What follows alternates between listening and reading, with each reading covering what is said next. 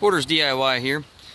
I got a little quick tip for anyone that's rolling out this. This is concrete wire mesh. Comes in a roll. Sometimes most people buy it in panels because then it doesn't fold up on you as you're trying to roll it out.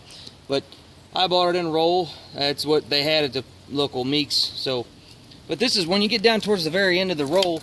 It's real hard to roll out, and I mean, you smash your fingers when you get it in there trying to unroll it and stuff. So I came up with this. I looked on YouTube, couldn't find anybody else that's ever done this on there anyway, so figured I'd show some other people.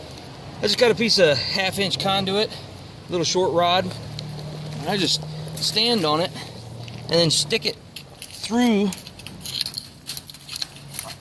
like that, and then just pull back. And as you pull back,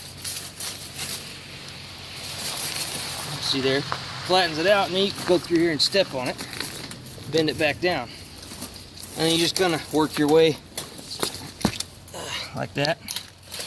Keep going.